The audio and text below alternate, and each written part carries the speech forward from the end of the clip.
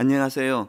위기의 때에 드리는 21일 기도회 이제 8일 차입니다. 오늘도 하나님께서 말씀을 또 사모하시고 또 기도의 자리로 나아가시는 모든 성도님들의 마음을 다 받으시는 줄로 믿습니다. 잠깐 기도하고 시작하도록 하겠습니다. 하나님 아버지, 오늘도 새날을 허락해 주신 은혜 감사드립니다. 이른 아침 혹은 오전 시간 혹은 하루를 마무리하는 저녁 시간, 하나님 그 삶의 현장 혹은 가정의 한 자리에서 하나님을 예배하며 기도하는 우리 성도님들의 그 소중한 정성을 주님이 기쁘게 받으시고 주님 은혜로 인도하여 주시옵소서.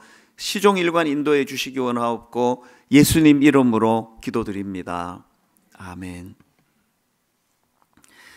오늘 말씀은 느헤미야 4장입니다. 느헤미야 4장 13절부터 23절까지 말씀입니다. 제가 가진 성경으로 구약 731페이지에 있습니다. 느헤미야 4장 13절부터 23절까지 우리 한 절씩 교독해서 읽도록 하겠습니다. 13절입니다. 내가 성벽 뒤에 낮고 넓은 곳에 백성이 그들의 종족을 따라 칼과 창과 활을 가지고 서 있게 하고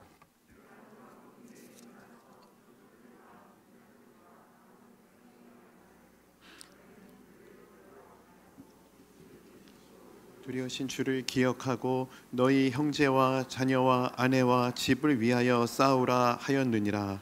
우리의 대적이 우리가 그들의 의도를 눈치챘다 함을 들으니라. 하나님이 그들의 꾀를 패하셨으므로 우리가 다 성에 돌아와서 각각 일하였는데 그 때로부터 내 수와 사람들의 절반은 일하고 절반은 갑옷을 입고 창과 방패와 활을 가졌고 민장은 유다 온 족속의 뒤에 있었으며 성을 건축하는 자와 짐을 나르는 자는 다 각각 한 손으로 일을 하며 한 손에는 병기를 잡았는데 건축하는 자는 각각 허리에 칼을 차고 건축하며 나팔 부는 자는 내 곁에 섰었느니라. 내가 귀족들과 민장들과 남은 백성에게 이르기를 이 공사는 크고 넓으므로 우리가 성에서 떨어져 거리가 먼즉 너희는 어디서든지 나팔 소리를 듣거든 그리로 모여서 우리에게로 나아오라. 우리 하나님이 우리를 위하여 싸우시리라 하였느니라. 우리가 이같이 공사하는데 무리의 절반은 동틀 때부터 별이 나기까지 창을 잡았으며 그때에 내가 또 백성에게 말하기를 사람마다 그 종자와 함께 예루살렘 안에서 잘 지는 밤에는 우리를 위하여 파수하겠고 낮에는 일하리라 하고 같이 읽습니다. 나나 내 형제들이나 종자들이나 나를 따라 파수하는 사람들이나 우리가 다 우리의 옷을 벗지 아니하였으며 물을 기르러 갈 때에도 각각 병기를 잡았느니라. 아멘. 어제 우리는 우리가 하나님 주신 꿈과 비전을 가지고 나아가려고 움직이면 방해하는 적들도 따라 움직인다는 그런 말씀을 살펴보았습니다. 그리고 대적자들의 공격 목표는 두 가지인데요. 부정적인 생각 퍼뜨리기, 또 하나는 그 마음에 두려운 마음 심어주기, 이런 것들이 공격 목표라고 말씀을 드렸습니다. 그리고 이런 외부에서의 공격만이 아니고 내부에서도 시간이 지날수록 이제 동요가 일어나고 흔들림이 심해질 수 있는 이런 어려움이 있을 수 있다. 이 말씀들을 어제 함께 나누었는데요. 자, 그렇다면은 이제 오늘은 그 대안을 좀 더 깊이 있게 말씀을 나누어 보기를 원합니다. 이런 외부의 공격과 내부의 동요를 어떻게 하면은 잠재울 수 있는가?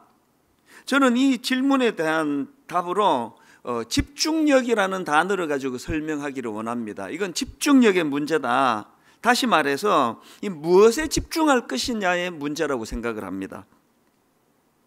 제가 이런 생각을 하면서 오늘 본문을 쭉 묵상하다가 시편 62편 말씀이 떠올랐는데요.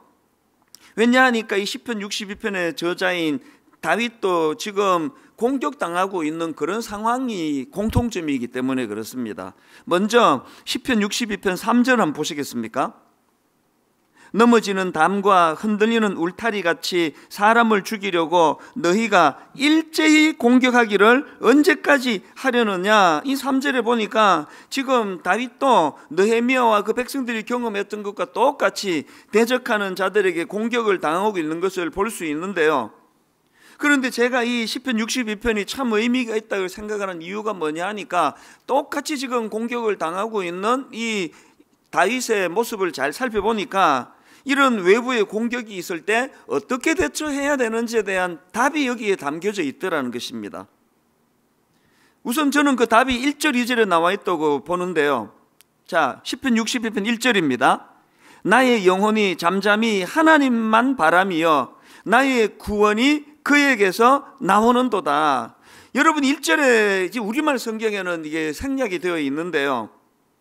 사실은 이 히브리어로는 이 아크라는 단어로 시작을 하는데 이 아크라는 단어는 오직이라는 뜻입니다. 그 시편 62편 1절은 오직 아크 오직 나의 영혼이 잠잠히 하나님만 바라며 2절에도 같은 내용이 나오지 않습니까? 오직 그만이 나의 반석이시요 나의 구원이시요 나의 요새이시니 내가 크게 흔들리지 아니하리로다. 적들이 공격할 때 내부에서 내 안에서 마음이 요동될 때 이게 집중력의 문제라 그러지 않았습니까? 사단의 공격은 우리의 집중력을 흐트려 놓는 거거든요. 그랬을 때 이 아크 오직 이 집중력의 문제 아닙니까?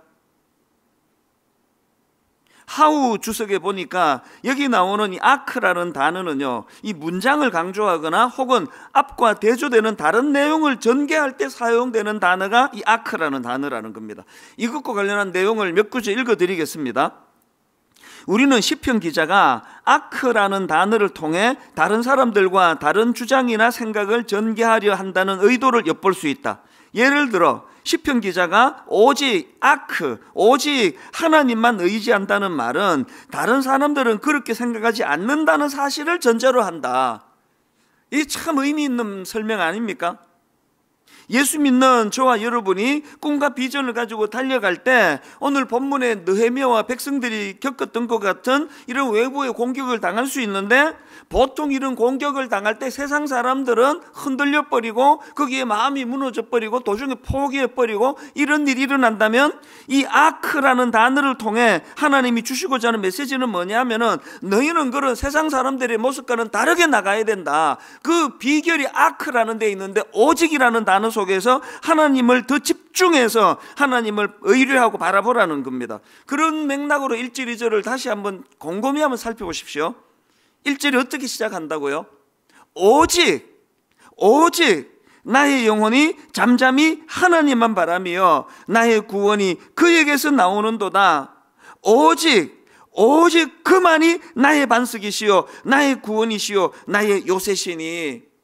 우리가 일상적으로 이 땅을 살아갈 때도 늘 나의 영혼이 하나님을 바라고 오직 그분이 내 반석이 되시고 구원이 되시고 요새가 되시고 이거를 묵상도 하고 성경으로도 읽고 찬양으로도 부르지만, 이런 사단의 공격이 있고 내 인생의 위기가 찾아오고 마음이 흔들릴 때는 집중해서 오직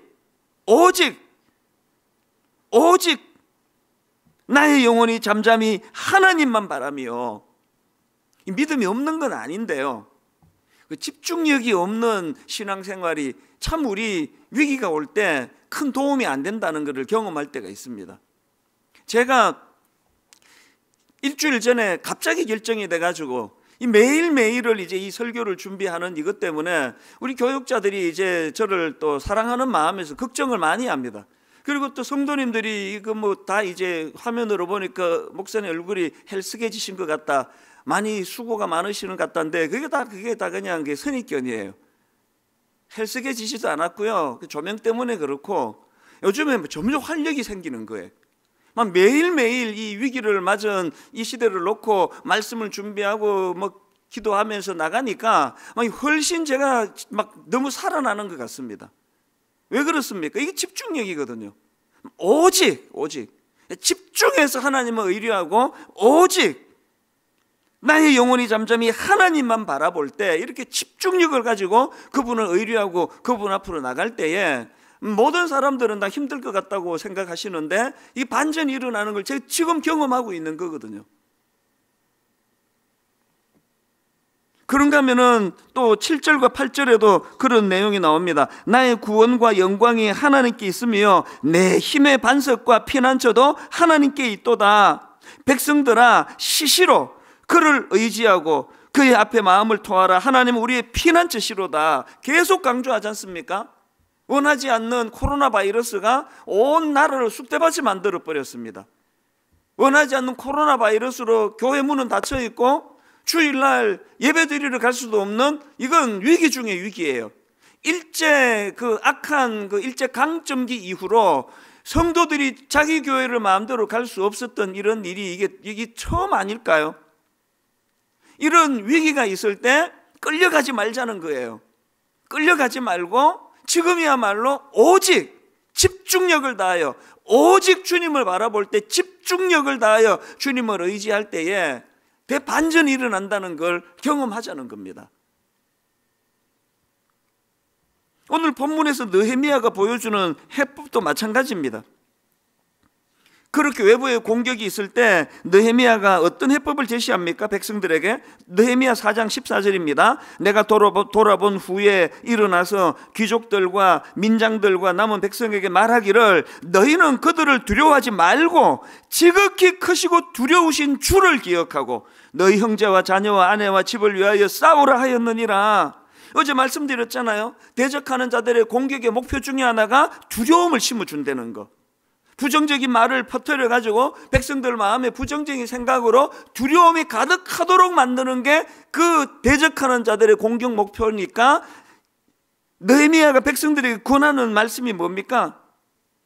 남은 백성들에게 말하기를 너희는 그들을 두려워하지 말고 지극히 크시고 두려우신 주를 기억하며. 이게 집중력의 문제 아닙니까? 사단은 계속 우리를 공격함으로 말미암아 우리 안에 두려움을 심어주려고 할 때, 우리는 오직 여호와 하나님을 집중할 때에 진짜 두려워해야 될 대상이 누군가를 구분하는 오히려 영적으로 충만함이 회복되는 줄로 믿습니다. 그래서 여러분 막 그 부정적인 말에 자꾸 마음이 가고 그런데 끌려가고 할 때는 이제 내가 하나님께 집중해야 될 때구나. 그래서 제가 기자들 얘기를 들어보니까요, 기자들은 자기가 쓴 기사 밑에 댓글을 안 읽는데요. 왜? 그래야 편견 없이, 그런데 휘둘리지 않고 자기가 원하는 방향으로 집중해서 기사를 쓸 수 있으니까요. 우리 산만한 마음들을 다 정리하고 지금이야말로 이 21일 동안, 21일을 뛰어넘어서 지금이야말로 이 코로나 바이러스라는 이걸 우리가 하나님 앞에 주신 선물로 받고 오직 여호와 하나님을 집중하도록 하나님이 허락하신 축복의 기간이라고, 이거를 우리가 성화시켜야 됩니다. 어떤 경우라도 코로나 바이러스는 축복이 될 수 없습니다만 영적으로 이거를 우리가 성화시킬 수 있다는 사실이에요. 자, 그렇다면 좀 더 구체적으로 이렇게 느헤미야에게 위기가 찾아올 때 여호와 하나님을 집중하는 그런 모습을 보여줄 때, 이런 집중하는 사람들에게 나타나는 좋은 특징들이 몇 가지 있더라는 겁니다. 느헤미야처럼 이런 위기 속에 하나님을 집중하는 사람에게서 나타나는 어떤 양상이 나타나느냐, 두 가지로 정리를 해봤는데요. 하나님은 집중하는 태도가 가져다주는 양상, 첫째, 기도의 확산으로 그 양산이 나타납니다. 어제 우리가 살펴보지 않았습니까? 느헤미야는 대적하는 자들의 그 공격 앞에 그들을 상대하지 아니하고 4절, 다시 3절부터 읽어드릴게요. 암몬 사람 도비아는 곁에 있다가 이르되 그들이 건축하는 돌 성벽은 여우가 올라가도 곧 무너지리라 하더라. 이런 부정적인 말로 공격하니까 느헤미야는 그 도비아를 상대하지 아니하고 하나님을 바로 상대했다고 말씀을 드렸습니다. 바로 4절, 우리 하나님이여 들으시옵소서, 우리가 업신여김을 당하나이다. 이런 느헤미야의 태도가요, 참 지혜롭다고 생각을 하는 게, 사실은요, 그 느헤미야의 기도를 보면은 지금 막 정상이 아니에요. 막 엄청 지금 울분이 꽉 차 있는 걸 볼 수가 있습니다. 그 분노에 찬 그의 기도를 한번 유심히 한번 보십시오. 4절 5절에 이 느헤미야의 기도가 나오는데 울분 그 자체입니다. 하나님이여, 우리 하나님이여 들으시옵소서, 우리가 업신여김을 당하나이다. 원하건대 그들이 욕하는 것을 자기들의 머리에 돌리사 노략거리가 되어 이방에 사로잡히게 하시고 주 앞에서 그들의 악을 덮어두지 마시며 그들의 죄를 도말하지 마옵소서. 용서하지 말라는 거예요. 하나님 절대로 이것도 용서하지 마시기를 바랍니다. 그들이 건축하는 자 앞에서 주를 노하시게 하였음이니이다. 여기 보니까 지금 느헤미야가 기도를 이렇게 해도 되나? 그런 생각이 들 정도로 막 분노를 쏟아놓고 있습니다. 왜 이게 중요한가 하면은요, 저는 목사이기 때문에 참는 게 내 일상 아닙니까? 무조건 참거든요. 많은 사람이 제 정신 건강을 걱정을 해요. 저렇게 무조건 참으면은 저거 우울증 오는데 안 옵니다. 우울증. 왜 안 옵니까? 느헤미야에게서 배운 그대로 하면 되거든요. 울분을 하나님께 토하는 거예요. 하나님께 막 다 토해 놓는 겁니다. 이렇게 기도해도 되나? 이런 생각하지 마십시오. 기왕에 사도행전 7장에 나오는 스데반의 성숙한 기도를 할 수 있으면 좋죠. 사도행전 7장 59절을 한번 보시겠습니까? 지금 돌에 맞아 죽어가는 스데반의 이 성숙한 기도, 그들이 돌로 스데반을 치니 스데반이 부르짖어 이르되 주 예수여 내 영혼을 받으시옵소서 하고 무릎을 꿇고 크게 불러 이르되 주여 이 죄를 그들에게 돌리지 마옵소서, 이 말을 하고 자니라. 이렇게 기도할 수 있으면 더 이상 바랄 게 없죠. 그러나 30년을 목회하는 저도 이게 지금 안 되는 기도인데 이걸 성도들에게 이렇게 하라고 제가 강조할 수 있겠습니까? 목표는 스데반과 같은 기도지만 이런 기도만을 하나님 받으시는 게 아니라는 걸 아셔야 됩니다. 시편에 보면은 느헤미야와 똑같은 울분과 분노, 심지어는 하나님을 향한 원망, 이런 것들이 다 쏟아져 나오는 것을 보면서 우리가 알아야 되는 게 뭐냐? 저는 오늘의 이 스데반의 기도를 보면서 하나님의 성품이 너무 감사해요. 인간의 이런 희노애락을 있는 그대로 받아주시는 하나님, 이거를 탓하지 아니하시는 하나님, 이분이 우리 좋으신 하나님이세요. 그렇기 때문에 우리는 느헤미야에게서 배워야 되는 게 뭐냐? 원수를 맞상대해가지고 예를 들어가지고 이날 느헤미야가 이제 참다 안 돼가지고 격분을 그 적들에게 쏟아놓았다고 해보세요. 그게 바로 사탄이 원하는 거거든요. 왜? 울분은 울분으로 나으니까요. 그렇다고 무조건 참으라고 하나님 말씀하지 않으세요. 원수 갚는 게 나한테 있으니까 울분을 나한테 쏟아놓아라. 이게 아버지 하나님의 마음이세요. 그리고 또 그 대적하는 것들에게 그냥 쏟아 놓아 봐야 무슨 대안이 나옵니까? 그렇기 때문에 심판자 되시는 하나님 앞에, 그 하나님 앞에 우리 억울함을 하소연하고 억울함을 토해놓는 이게 오늘 느헤미야에게서 배우는 너무나 중요한 모습입니다. 무조건 참으라는 거 아니에요. 우리는 이런 억울함을 토해놓을 수 있는 하나님이 계시고 살아계신 하나님께서는 우리의 이 억울함을 방치하지 않으신다는 이 믿음이 있을 때 시간이 지나놓고 보면은 항상 그때 내가 참기를 잘했지, 그렇게 가슴을 쓸어내릴 때가 내 삶을 돌아봐도 얼마나 많은지 모릅니다. 저는 다혈질이기 때문에요, 수없이 그냥 이거 한번 대갚아 줘야 되겠다, 이제 더 이상은 못 참겠다. 사실 우리 부교역자들이 말려가지고 그 직전까지 갔다가 참은 적도 몇 번이나 됩니다. 그러고는 이제 시간이 지나고 보면은 그때 참기를 잘했지, 그때 참기를 잘했지. 오늘 저는 이 느헤미야에게서 너무나 소중한 교훈을 얻는 겁니다. 여러분, 누가 우리를 괴롭힐 때 우리는 그 문제를 가지고 하나님 앞으로 나아가야 된다. 이게 어제 우리가 살펴본 내용인데요, 오늘은 더 은혜스러워요. 느헤미야가 이렇게 적들이 자기들을 대적할 때 맞상대하지 않고 하나님 앞에 기도로 나갔더니 그 기도가 어떻게 확산이 됩니까? 4절 5절에서 느헤미야가 하나님께 집중하며 기도의 자리로 나아갔더니 9절을 한번 보십시오. 9절 앞에 먼저 7절 8절입니다. 산발락과 도비아와 아라비아 사람들과 암몬 사람들과 아스도 사람들이 예루살렘 성이 중수되어 그 허물어진 틈이 메꾸어져 간다 함을 듣고 심히 분노하여 다 같이 꾀하기를 예루살렘으로 가서 치고 그곳을 요란하게 하자 하기로. 그랬더니 백성들의 반응이 느헤미야와 똑같은 거예요. 바로 그 다음 9절, 우리가 우리 하나님께 기도하여. 막 그대로 카피한 것 같아요. 그대로 따라하는 거 아닙니까? 산발락과 도비아와 아라비아 사람들과 암몬 사람들과 아스도 사람들, 이제는 그냥 떼거지로 몰려와가지고 그렇게 협박하고 조롱하고 비난하고 있을 때 그거를 맞상대하면은 뭐 그냥 뭐 다 상처받을 텐데요. 백성들은 그들을 맞상대하지 않고 9절에서 우리 하나님께 기도하며, 사실 저는 이 하나님의 그 전략이 너무나 참 아름답고 고단수라고 생각하는 게요, 지난주에도 말씀드렸듯이 이 느헤미야서를 교재를 만들고 묵상하기로 한 거는 우리 순장님들을 위해서 만든 거거든요. 근데 놀랍게도 이제 2월 달부터 시작해 가지고 3주 동안에 순장님들이 토요일까지 이 21일 충분히 묵상을 하고 바로 그 다음 월요일서부터 우리 전 성도들과 순원들이 지금 이것을 함께 살피고 있거든요. 어떤 제 머릿속에서 이거를 계획하고 계산하고 그렇게 나온 거 아닙니다. 제 목회는 항상 우발적인 거예요. 제 목회는 항상 뒷걸음질 치다가 소가 쥐잡는 목회예요. 전혀 이런 걸 계획하지 않았는데 나중에 보면은 전율이 느껴지도록 하나님의 전략이 거기 담겨져 있는 거거든요.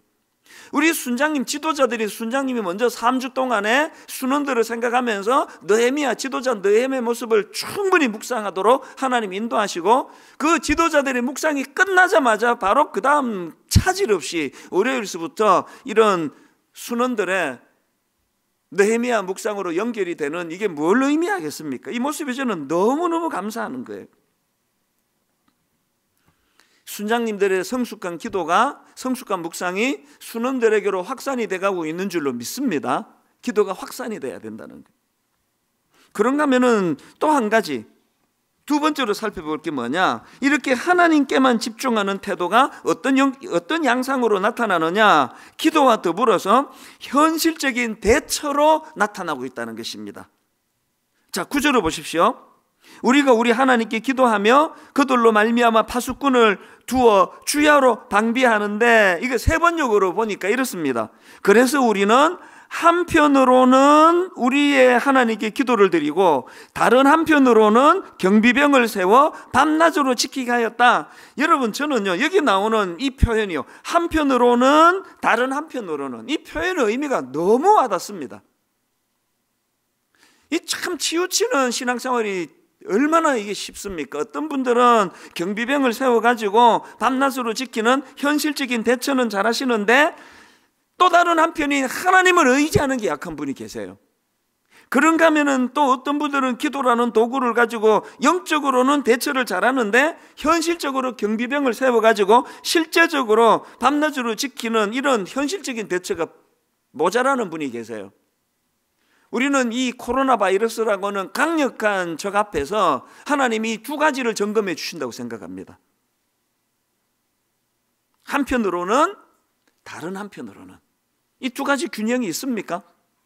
이런 모습이 16절에도 나오는데요, 보십시오. 그때로부터 내 수하 사람들의 절반은 일하고 절반은 갑옷을 입고 창과 방패와 활을 가졌고 민장은 유다 온 족속의 뒤를 이었으며, 여기 보니까 절반은 일하고 절반은 보초로 쓴다 그러네요. 이 균형 아닙니까?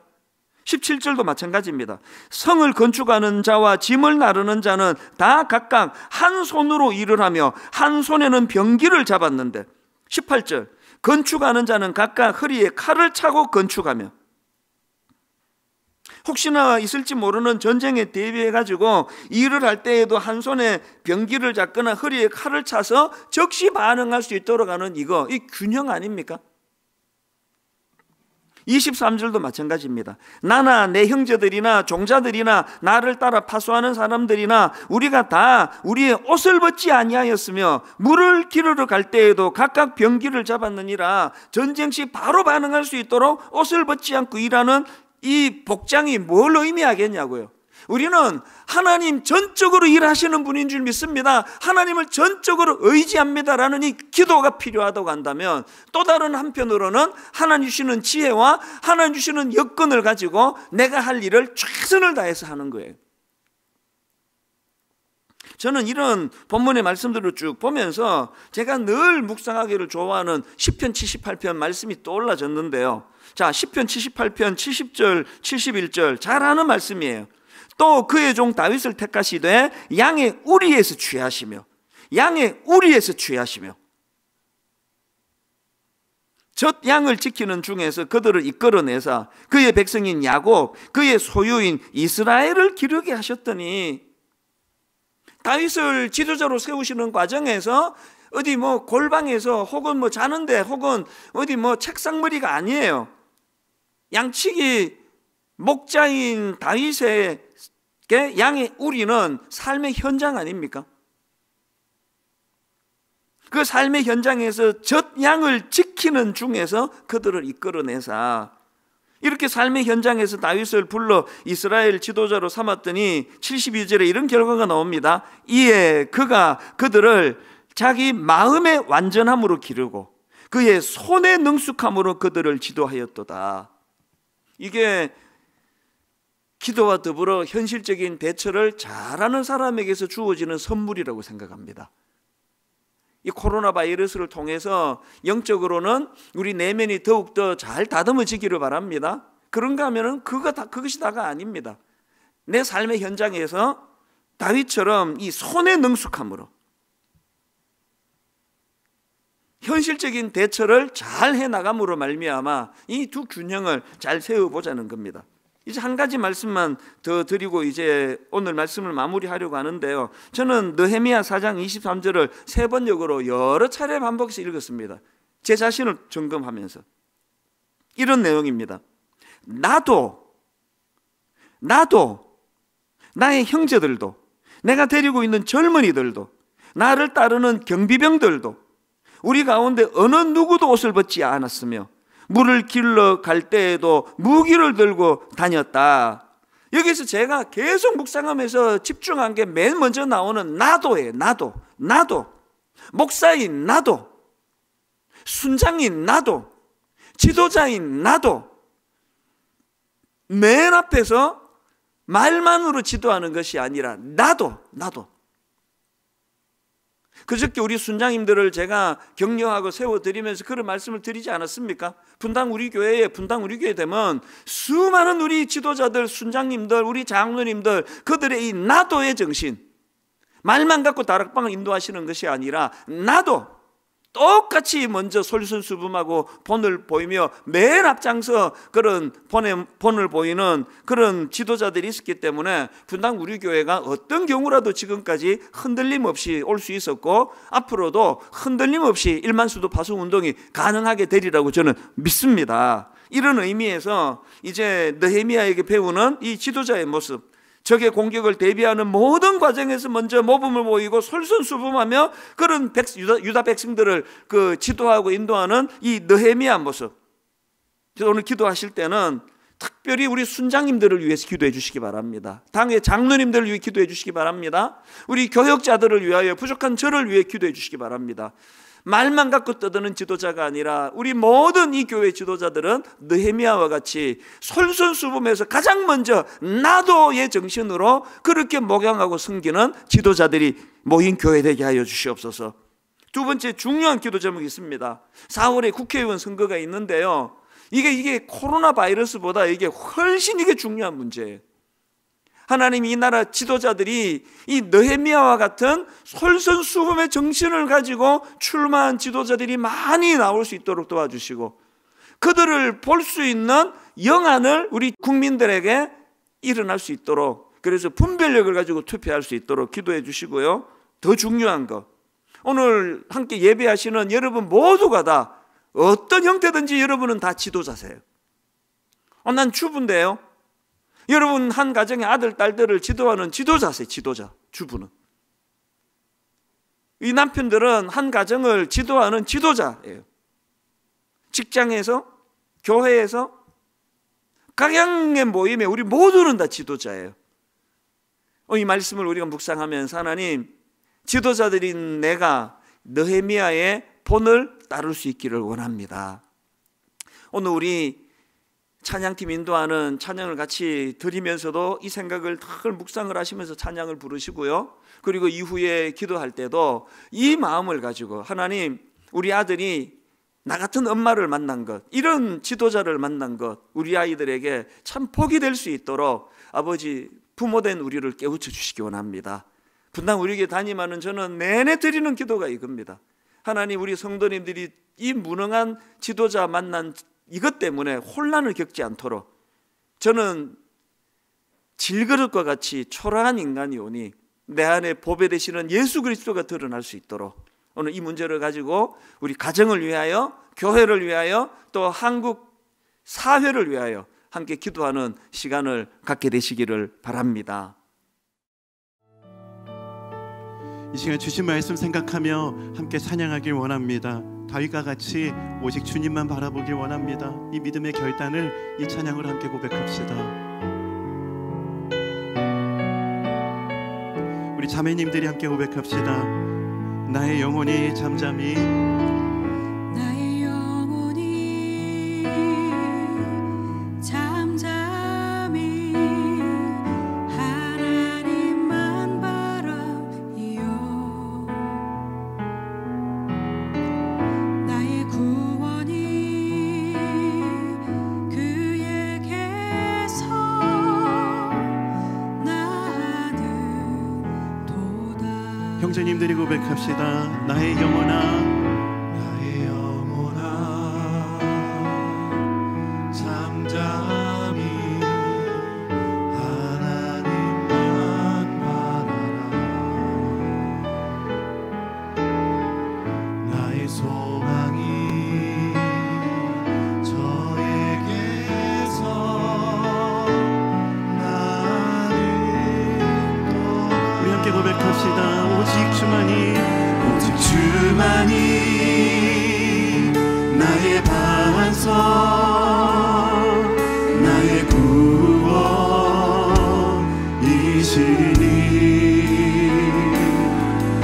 오직 주만이 나의 산성 내가 요동치 아니하리.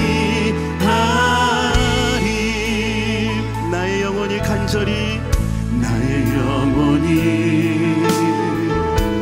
간절히 여호와를 갈망하며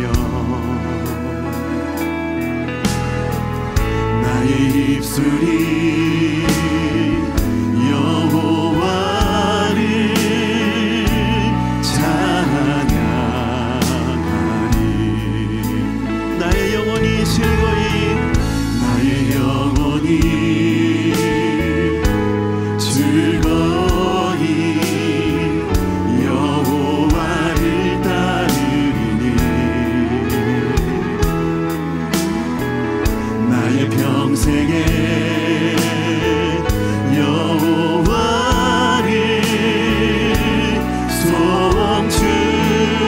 송축하리. 오직 주만이